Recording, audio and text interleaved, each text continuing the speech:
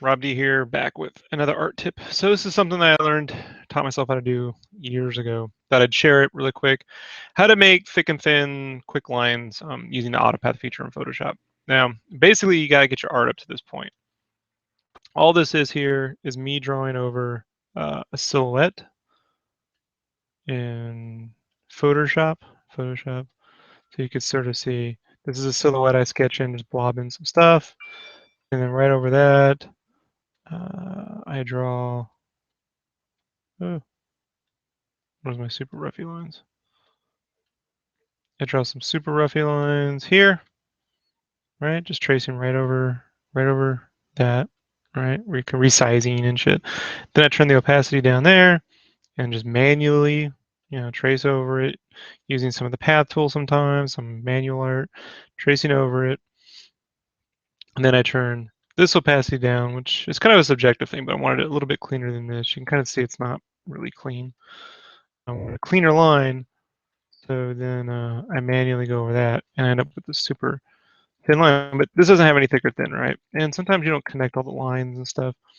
So real easy thing you can do is use the Autopath feature. So the Autopath feature in Photoshop is if you go to the window, come all the way down here to paths, this window will pop up.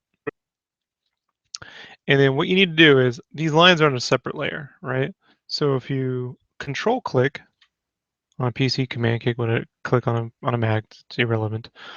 It makes little marching ants, create a new layer, then come over here into the path window. See this there's a little triangle, click that, click make work path. Then it's going to ask you for a tolerance. I defaulted to 2.0. Sometimes I go 4.0, sometimes I go 1.0. You play with it, you'll see the difference. 1.0 things turn a little like triangular and jagged, and 4.0 things get really sort of thick and thin. It can get out of hand. But sometimes you need it, so whatever. But I'll just default to 2.0, click OK. And then it's going to Autopath. It makes these work paths. Nothing's filled in yet, right? You see these little, looks a little highlighted here. These are the actual work paths, and this is here in the window. So if you try to draw right now, you can't. It's actually selecting the work path. You have to off click if you want to go back to your art. A lot of people don't know that. Sometimes you're like, I'm trying to draw, I can't draw, and it's because the work path window is selected. So you want to make a new layer, and then you want to set your foreground color to black, and then this right here is the little fill button. You're going to fill that in. So what it did is it took the lines, and then it tried to trace, like make a nice little clean trace over the lines, which ends up in this sort of thick and thin look. Now, it can get a little out of hand, especially in the areas of extreme detail. So once it does that, I set a mask, and then I manually just sort of mask out the areas where I lost some of the detail that I want to keep, you know? So on smaller characters, you got to be a little careful of it. Like I like the outside of it, but the interior details, I'm going to keep thin. You know, you can sort of zoom out and figure out like, oh, I lost a little there. Get rid of maybe that a little bit. That's a little much there. Here on the console, a little much. Here.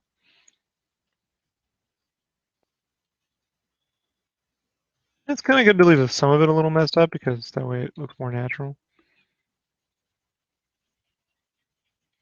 I definitely want to clean up the face. Keep the details the way they were on the face.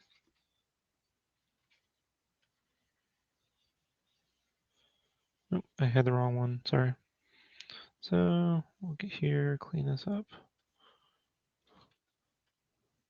You get some pretty basic. When that's done, we'll just make a new layer, merge it, make that its own. One of the things you can do next is sometimes duplicate it. Sometimes that helps. Or you can select it, create a new layer, and just go ahead and stroke 1 pixel center. Control D.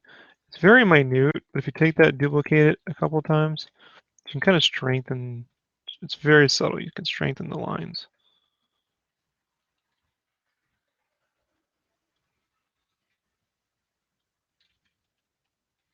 Trick is to remember how big people are going to be looking at this, how big the panel is. And then from there, I just manually come in, sometimes with the oils, sometimes with the regular hard round, depending on the look I want. If you want a nice, clean Jeff Smith bone kind of style, uh, thick and thin, I'll set it to 10, then use the round, and then you have to sort of like manually come in.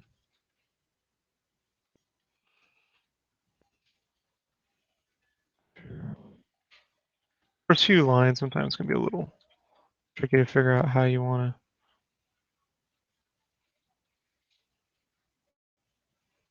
to get it going.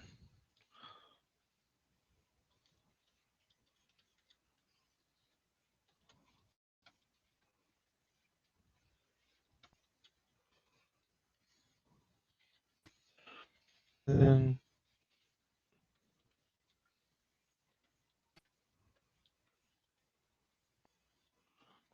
people ask me, this seems to take a long time. Yes and no.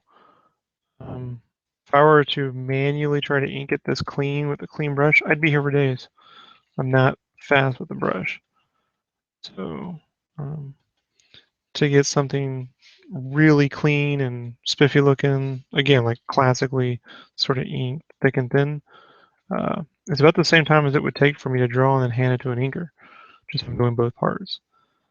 So, is it as fast as just drawing something and moving on with life? No. Yeah. But the end result is you end up with this, right? You end up with this really clean, classically illustrated style stuff, which goes well with publishers.